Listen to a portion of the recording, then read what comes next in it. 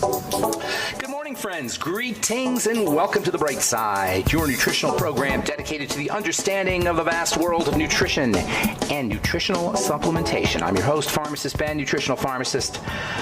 From Boulder, Colorado, I use nutritional supplements where other healthcare practitioners use toxic pharmaceutical drugs and sometimes deadly medical procedures. If you suspect that there are natural nutritional roads to your vitality and health and well-being and to addressing your health challenges, whatever they may be, but you don't know where to begin, you have come to the right place. As you listen to The Bright Side every day, you are more and more in control of your body. You are more and more knowledgeable, and you know you can overcome any health issue. That's why we're here every day on The Bright Side, helping clear up the sometimes confusing world of nutrition and nutritional supplementation. Over the last 30 years of practicing pharmacy, I have seen drug-free recoveries from diabetes and hypertension and obesity and skin diseases like psoriasis, eczema, rosacea, acne, digestive ailments, autoimmune issues of all kinds.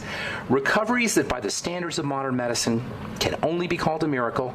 But what is in the world of the body, what is in the world of biology, standard operating procedure, because the human biological system is a healing system, or it's a regenerating system. It is designed divinely to heal and renew itself on a moment-to-moment basis. And while some folks may call that healing, renewing, regenerating system a miracle, it really is just the way the body works.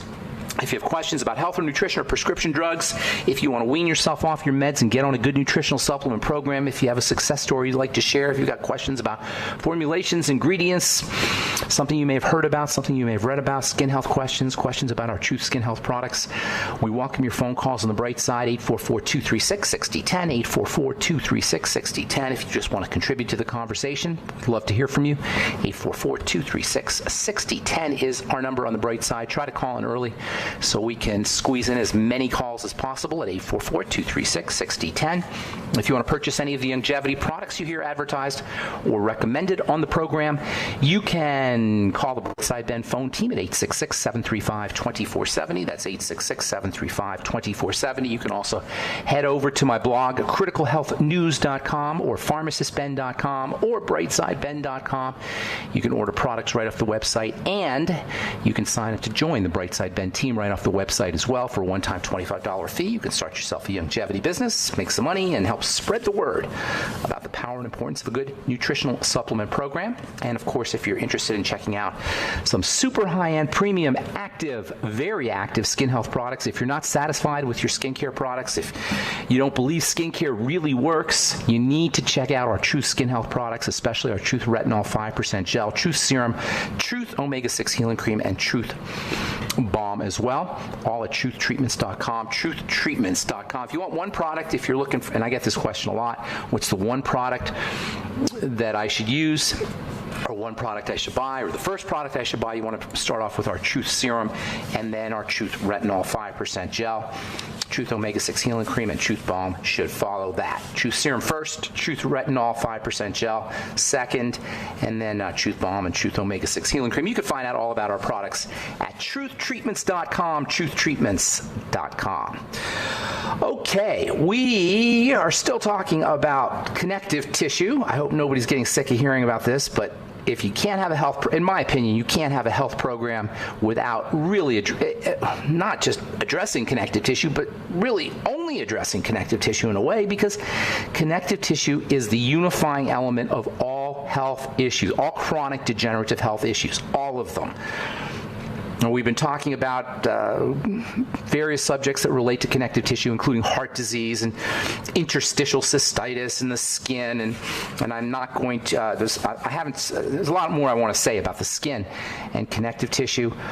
Chronic assault over the course of time with sugar, digestive toxicity, that is food toxins in combination with nutritional deficiencies, lead to degeneration of the connective tissue.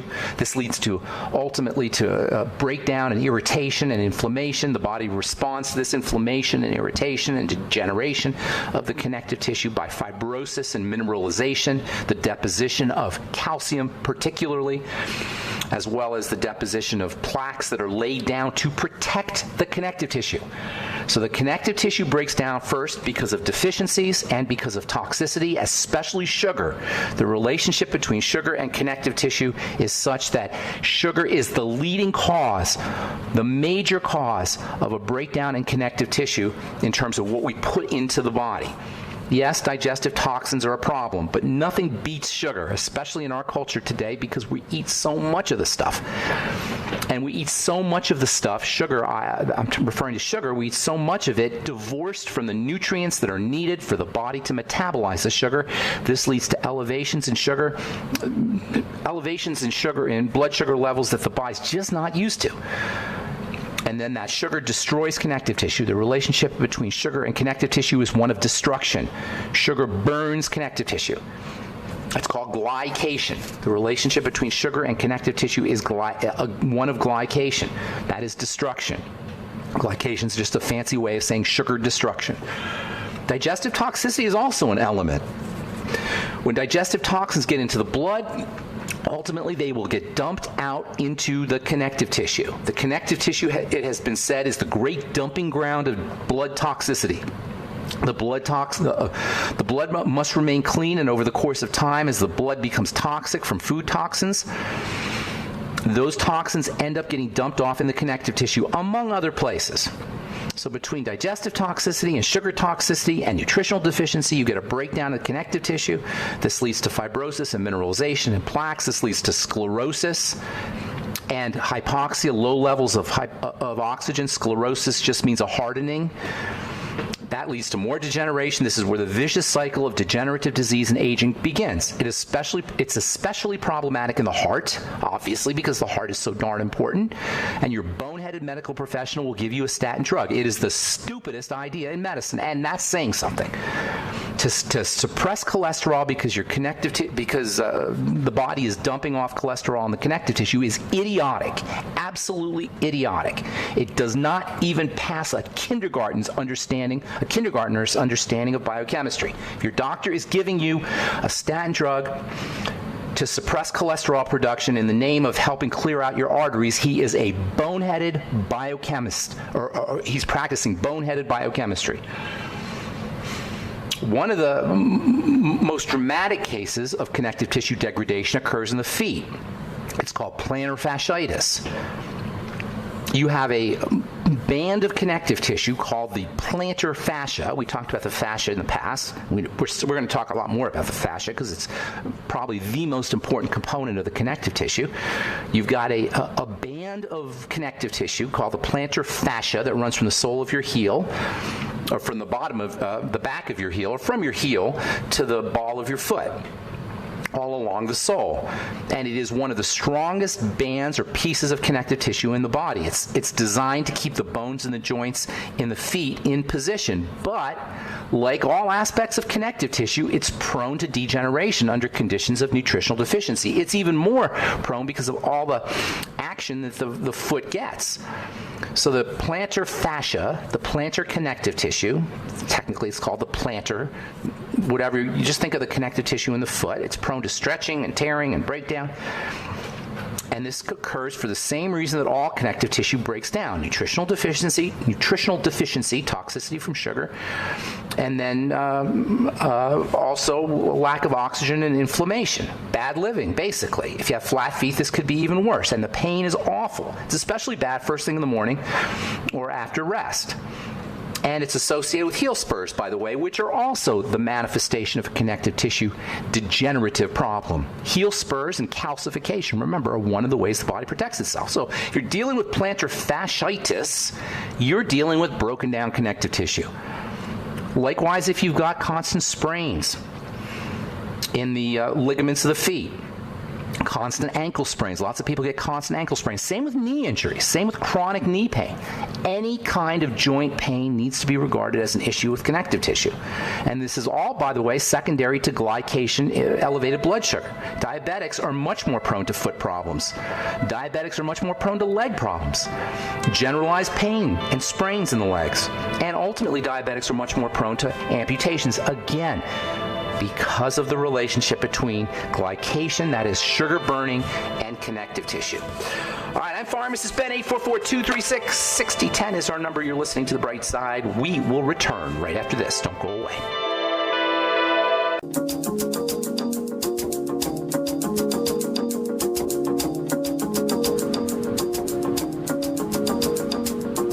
Okay, we are back on The Bright Side. Thanks for joining us. I'm Pharmacist Ben, and we're on the air Monday through Friday, 8 to 9 Pacific, 10 to 11 Central Time, 24/7 on our archive pages at brightsideben.com, also benfuchsarchives.com, and that is a heck of a website. Thank you to Peter in the UK for setting that up, benfuchsarchives.com.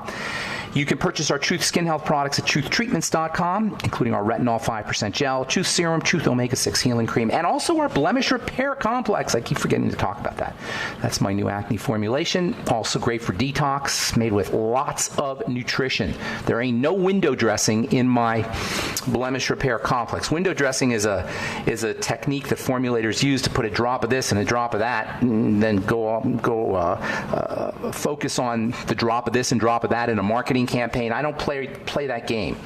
All my formulations are loaded and packed with active material. You shouldn't have to pay for window dressing. You shouldn't have to pay for fillers. You shouldn't have to pay for water or wax or anything your body or skin doesn't need or doesn't want. If you're dealing with acne, check out our Blemish Repair Complex. If you know somebody who's dealing with acne, check out our Blemish Repair Complex. Also, if you're interested in just detox, there's lots of N-acetylcysteine in my Blemish Repair Complex, as well as selenium, the B complex, chromium, and also our proprietary estrogen for helping the nutrients get into the cells. Estrogen is a penetration enhancer. It improves the ability of nutrients to get into the cell. Very high tech, very proprietary, and it's in our Blemish Repair Complex along with selenium NAC, vitamin E, and the B complex, and other detoxification and anti-acne nutrients. You could find out all about it at truthtreatments.com, truthtreatments.com.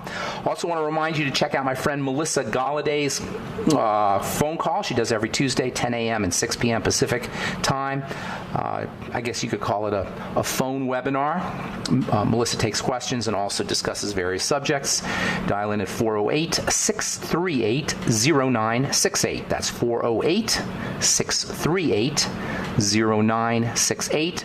And then you have to press 579-044-9276 to get on the call. Okay, got lines open, 844-236-6010 for you. We're talking connective tissue, plantar fasciitis, foot problems, neuropathies. These are all maladies that tend to affect folks who have blood sugar problems, diabetics. And you don't have to be diagnosed to be a diabetic, to be dysglycemic. Diabetes is just an official diagnosis, but you could have messed up blood sugar, dysglycemia, without being an officially diagnosed diabetic. This is what we say all the time. It's one of the major ideas of what I call the bright side philosophy. Your diagnosis doesn't matter. You go by your symptoms, not your diagnosis. I got a letter the other day from a gal whose hair is falling out, and she did some research, and she discovered that she was dealing with a disease called telogen effluvium, chronic telogen effluvium. Chronic, that just means your hair's falling out. They give you these Latin diagnoses and they sound all freaky. Chronic telogen effluvium. What the heck does that mean? It means your hair's falling out. If your hair is falling out, it means your body's falling apart. It means your body is under conditions of nutritional deficiency and is probably dealing with low levels of oxygen as well, and probably chronic toxicity. Under these kinds of conditions, resources will be redirected away from the scalp towards the center of the body. This is why our hair falls out. It's a lack of nutrition to the scalp. Now, hormones are sometimes involved, for sure. But for the most part, under conditions of deficiency and toxicity, the body will reroute resources to the center of the body and away from the nails and away from the hair or the scalp and away from the skin. This is one of it may be the most important reason to apply topical vitamins to the skin, especially vitamin C and vitamin A. Under conditions of deficiency, those nutrients, the body's scarce nutrients, will be redirected away from the surface towards the center. The point I'm making is your diagnosis doesn't matter. You go by your symptoms, and don't be bamboozled by Latin terminology. Doctors love Latin terminology that just it's just basically a description of what's happening in your body. Diabetes is just a term that we use to designate blood sugar that's not being controlled, and it's measured arbitrarily. So you have to have a specific score, and then you're a diabetic. But your body gets messed up before you get diagnosed. Diabetes is progressive. Diabetes or dysglycemia, messed up blood sugar, starts to occur very early, way before you get diagnosed. If you have any problems with elevated blood sugar, if your body's not controlling the sugar and your blood sugar levels are rising, the chances of connective tissue destruction increase because sugar burns connective tissue, glycates connective tissue. And connective tissue is not just about connecting, as we've said. Yes, there's all kinds of things that are involved with connective tissue, all kinds of bodily breakdowns that are involved with connective tissue, from migraine headaches to interstitial cystitis, bladder infections, and arthritis, you name it. However, connective tissue, that is connective tissue that's messed up, inflamed, clogged, broken down, affects lots of other things, especially electricity. This is right in line. This idea of the electrical nature of the connective tissue is right in line with Eastern medicine, Indian medicine, Chinese medicine, which have been talking about the importance of electrical energy and electrical flow through the connective tissue for 5,000 years. Now, they didn't call it electrical flow through the connective tissue. They called it qi. And they didn't know that by holding the body in certain positions and holding the body in certain postures that electrical energy would be facilitated. But that's exactly what they were talking about. The connective tissue is not only about connecting, it doesn't only connect organs and structures and tissues in the body, and it doesn't only connect the cells. That's one of the coolest things about the connective tissue is every one of the 100 trillion cells in the body is woven together into a unified fabric, into a homogeneous one piece via the connective tissue. And that's super cool. But the connective tissue is not just about connecting everything, it's about feeding, it's about oxygenating, it's about detoxification.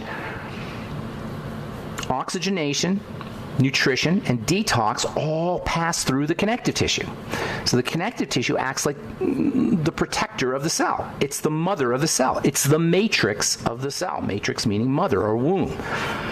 When the connective tissue is clogged and damaged from food toxins and from sugar, and when it doesn't get enough oxygen, and when it's this occurs chronically, inevitably, old age and disease will follow, or aging, I should say, and disease will follow.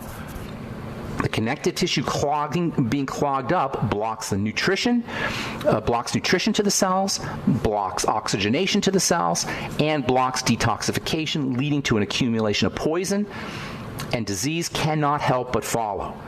The connective tissue also is a conductor of electrical energy. The connective tissue is what electrifies the cells. And this electrification is what accounts for the seemingly mysterious benefits associated with acupuncture. The connective tissue gets electrified by movement. The electricity gets facilitated through the connective tissue by movement. And by the way, if you ever heard of the term redox, R-E-D-O-X, redox, what you're listening to or what you're hearing is the description of this electrical energy that flows through the connective tissue. Redox refers to the movement of electrical energy through the body. There's all of these supplements. There's actually a multi-level company or network marketing company that's selling redox supplements. Redox just refers to the movement of electrical energy. And it's a quantum phenomena, but you don't need to know that when it comes to redox, R-E-D-O-X. Redox is the push-pull phenomena that's associated with electrical energy as it flows through the connective tissue into the cells. I'm Pharmacist Ben. You're listening to The Bright Side. We'll return right after this.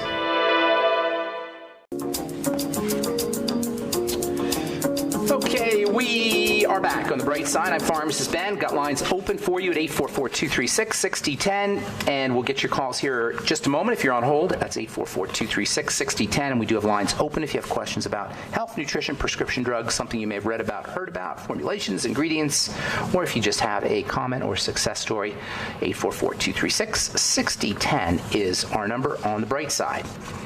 From the FDA. This is from the FDA. The U.S. Food and Drug Administration has suggested setting a limit on how much lead can be in cosmetics, ranging from lipstick and eyeshadow to blush and shampoo. How much lead? How about no lead? Why is this okay that we can put lead on our skin or on our lips or in our hair, or for that matter that we can put preservatives, cell-killing preservatives on our skin and on our hair and on our body? How did this ever become okay? Oh, well, because it's a very tiny amount of lead and it's a very tiny amount of preservative. Well, you know what? There is no good amount of topical lead to rub on your lips or on your hair or on your skin, and there's no good amount of cytotoxic, cell-toxic, cell-killing preservative to put on your hair or on your skin or on your face or on your lips or anywhere on your body. This is one of the sneaky, insidious areas where we get exposed to toxicity and we don't even think about it. If we're like most people, we are rubbing on preservative and rubbing on toxic ingredients on our bodies every day, multiple times a day. If we're like most people, we're inhaling toxic perfumes and chemicals into our bodies every day. Do you ever walk into those body shop places where they have all the shampoos and the fragrances? Do you know how toxic that is? I feel sorry for the people who have to work in those places, breathing in all that perfume and all those fragrances. They're awful. Awful toxic stores. Even just walking down the detergent aisle at your local grocery store is toxic. If you can smell that stuff, that is not good for you, folks. Anyway, FDA suggests limit on lead in cosmetics. Thank you, FDA. From the journal Gastroenterology, PPIs, proton pump inhibitors, that's like Nexium and Prilosec, cut the risk of warfarin-related bleeding, upper GI bleeding. This is from the journal, the December issue of Gastroenterology. Now they want to give you a proton pump inhibitor if you are on Coumadin or warfarin or a blood thinner, because the PPIs cut the risk of bleeding. That's because of how they suppress acid production in the GI and in the digestive tract. It turns out that the risk of recurrent bleeding is higher, and there's more complications, especially complications in the healing process when you have peptic ulcers associated with when you have an ulceration or acid environment associated with your Coumadin and with your warfarin. So by suppressing acid, you suppress the likelihood of bleeding. This is the medical model. We got a problem with warfarin causing GI bleeding. Let's give another drug to minimize the effects or to reduce the likelihood. Drugs to control the side effects of other drugs. This is how the medical model works. And if you understand the nature of pharmacology, you understand that you never want to use a prescription drug for a long period of time, ever. And if you have to take another prescription drug to reduce the side effects of the first prescription drug, folks, that's bad medicine. That's bad healing. Those are not good healing strategies. To take a drug because you got it to suppress the side effects that you're getting from the first drug. Our medical model at work. All right, 844-236-6010. Dave in South Carolina, good morning. Welcome to the Brights. Oh, Dave just went away. Sorry, Dave. Call back, and I apologize. That's my bad. Call back, Dave. We'll get you right up. From the Journal of Clinical Nursing, December 16th. Laughter is good medicine for nursing home residents. I love this. While prescription drugs and surgeries are the mainstays and radiation are the mainstays of the medical model, it turns out that laughter is good medicine, and laughter is non-toxic, and laughter has no side effects. From the Journal of Clinical Nursing, laughter therapy improves the quality of life of nursing home residents. Laughter, social relationships, deep breathing, hot tubs, exercise. These are all great strategies for dealing with disease, for dealing with chronic long-term breakdown of the body. And they're cheap, and they're free, and they don't have side effects. Dave in South Carolina, welcome back. Sorry about that, buddy. How you doing? Hey, Ben. How are you today, my friend? Good morning, sir. What's going on? All right. I've got a friend that just got very sick very quickly, and when they went in, they found out he had, I think, necrosis of the liver. They had to take part of his liver out. Oh, my. How old is he? How old? He's like late 40s. Always been in great health. But no, he couldn't have been in great. If his liver's dying, well, I mean, that's interesting that you said, because it appears like it looked like he was in good health, probably, right? Exactly. The worst part of the problem now is when they inspected further, they found that his gallbladder had fused to his intestines. Oh, my goodness. Okay, so they wanted to remove the gallbladder now, right? I think that was the plan, and it was so bad they couldn't do it. So what can we do for him? Lots you could do. He's got to immediately start controlling his diet. The gallbladder is a digestive organ. It stores bile for processing of fats and dietary and foods, stuff that you eat. Chances are pretty good that the liver issue and the gallbladder issue are related to poor dietary strategies. And the fact that he was feeling okay just meant that he got to perpetuate the bad living that caused the problem. You follow me? So immediately he's got to work with food. Immediately. I'd be using digestive enzymes with all meals. I'd be using extra pancreatin with all his meals. Have him go get lecithin granules. Have him immediately do a food diet, or probably a Suero V cleanse for a couple of days, and then a food diary. This isn't the kind of thing that he's going to turn around right away, but he can begin to turn around right away by focusing on problem foods and helping his body process foods. Also, less food. Caloric restriction is going to be in his interest, and any kind of nutrition he can get without requiring digestive processing is going to be in his interest, i.e. liquid nutrition, soups, chicken soup, bone soup, also smoothies. And by smoothies, I'm talking protein and egg and ground up or blended in a Vitamix or a blender. You can also use, of course, your Beyond Tangy Tangerine and other powdered nutrients in smoothies. I'd also be using a little extra glutamine powder in a smoothie, vegetable juices, Nightly Essence probiotics. You see how we're working here, focusing on food. After that, he's going to want to start working with blood sugar, because sugar is a major reason for liver distress. I'm assuming he's not an alcoholic or anything like that, because that'll really cause liver problems. And I'm assuming he has not been on any long-term prescription drugs, because that will also cause problems with the liver. So assuming those are good, make sure he's using anything he can do to help his body process sugar, supplements for processing sugar, the B complex, selenium, sulfur, the amino acid taurine. Get him on the Bergamax. Go to brightsidehealth.com and get him some Bergamax, or have him get some Bergamax. I haven't talked too much about Bergamax. It's very, very important. The flavonoids in bergamot can be very important and helpful for folks dealing with liver issues. Remember, he's not alone here. 100 million Americans have liver problems. He's in good company. So focus on food, focus on blood sugar metabolism, helping his body process sugar. I would be using also extra liver nutrition, including glutamine powder, which he can put in his smoothie. Also vitamin B12. He may want to get something called liver extract or liver glandulars. Sometimes that can be helpful. Hang on, I'll give you a couple more ideas when we come back from our breaks. Okay. Don't go away. I'm Pharmacist Ben. You're listening to The Bright Side. 844-236-6010 is our number.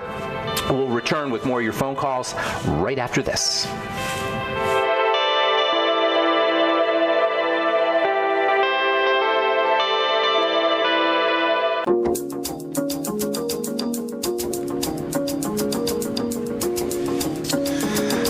Back on The Bright Side. Got lines open, 844-236-6010, 844-236-6010. We are talking to Dave in South Carolina. Dave, you there?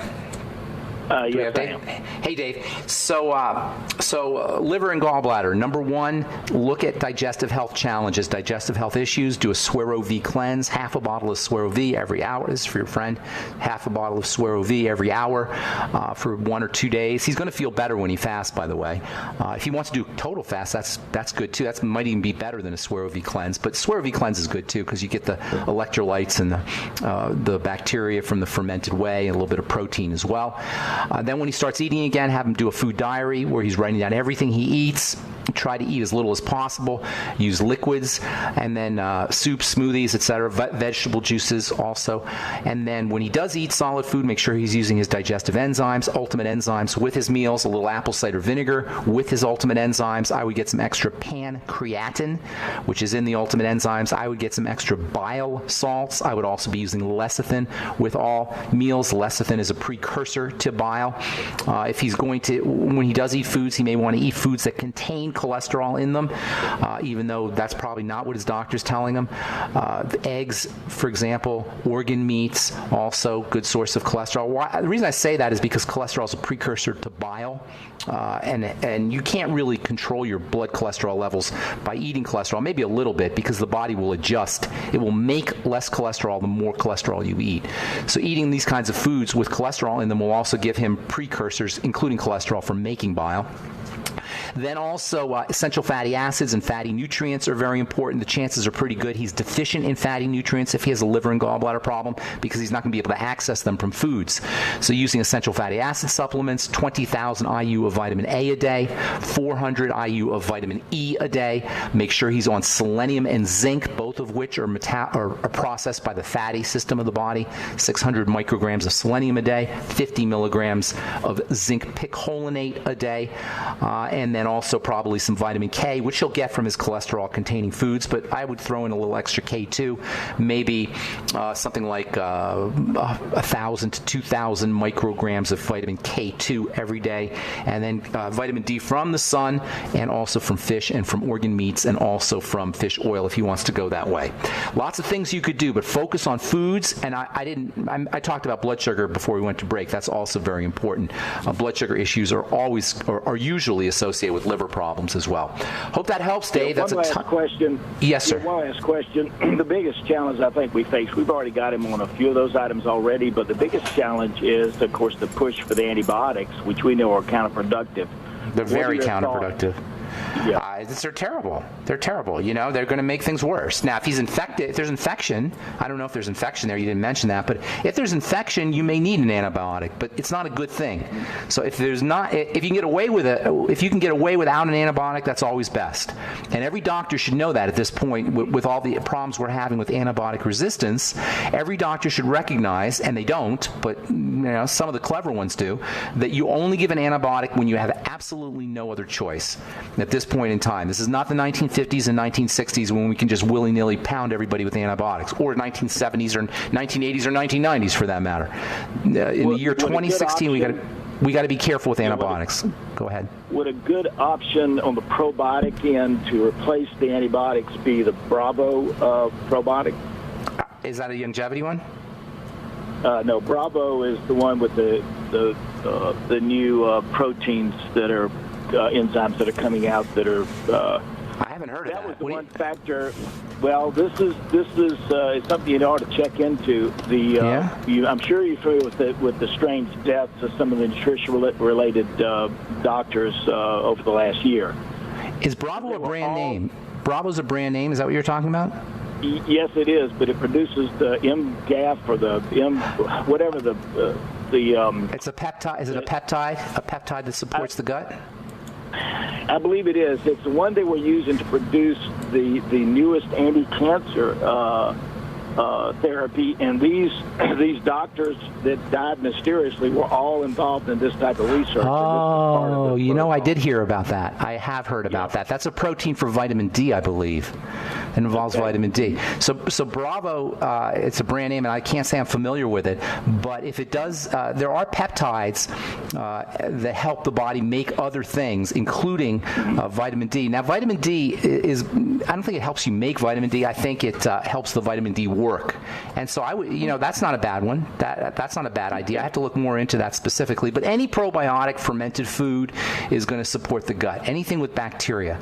So that you want to look at gut health. And by the way, there's a very important relationship that we've talked about here a little bit between good bacteria and bile, and between good bacteria and liver health, and between good bacteria and fat metabolism, which is really where we're concentrating with your friend here. So anything you could do to support the microbiome, that is the bacteria that live in the gut. And if it's Bravo, that's great. If it's fermented food, sauerkraut and miso and tempeh, that's great. If it's your nightly essence, that's also great. Don't forget about fiber, because bacteria feed on the fiber. The ketogenic diet might be helpful for him. Actually, you know what? I take that back. Scratch that, because he's got these fat problems. So you want to be a little bit easy on the amount of fat that he eats, but certainly fatty nutrients like essential fatty acids and fatty vitamins and minerals, that will help. I want to move on and get a couple more calls here, Dave. I hope I helped you, buddy. Yes, sir. Thank you. God bless you, my friend. Okay, take care. So let's see here. Let's go to Jennifer in Wisconsin. Good morning, Jennifer. Welcome to the bright side. Hi, Ben. Hello. How are you? I'm good. How are you? Good. What's going on? How can we help you? Well, I wanted to call you. I was suffering. I'm 40 years old, and I suffered from cystic acne. It got really bad. I suffered for about 5 years, and then I finally went to see a regular dermatologist, and of course, They put me on Accutane. Pharma's. Actually, it's not Accutane. They put me on Atrilin gel for nighttime. It's a retinol. Of course, there's other garbage in it. Okay. And they put me on a Kanya gel in the morning. It's a benzoyl peroxide with a lot of other garbage in it as well. That is stupid even for a dermatologist, by the way. To give a and topical... they wanted to put me on an antibiotic as well, and I want you to go to that. That is the stupidest for cystic acne, which occurs deep in the skin. For a doctor to give you retinoid and benzoyl peroxide is idiotic with a capital I, even for a dermatologist. It's all about on the top end of idiocy, because your problem is not on the skin; it's cystic, it's deep. How the heck is benzoyl peroxide going to help you? Well, amazingly, my skin did clear up. Well, then it wasn't cystic. The antibiotic. Well, hang on. Let's talk about this. If it's cystic, your skin's not going to clear up with benzoyl peroxide. Did you do anything else, or was it cystic? I didn't. The benzoyl peroxide cleared up your cystic acne. The benzoyl peroxide did, not the Atrilin? No, I'm asking you. I don't know. I'm asking you. Are you saying whatever it was? I honestly, Ben, don't know what did it. I can just tell you this. After I started taking their creams and using it, was August 2014. So I've been on this stuff for 2.5 years. And now your skin looks good. No more cystic acne. It actually really does, yeah. Okay, then there you go. Then you solved the problem. It's not cystic acne then, because the cysts are not where the Atrilin goes. The cysts are on the surface. Cysts are related to the body protecting itself from something. So listen to what I'm saying here. This is real important, Jennifer. The cysts are a sign that the body is protecting itself. And by the way, all skin issues are the result of a protective response and an elimination response.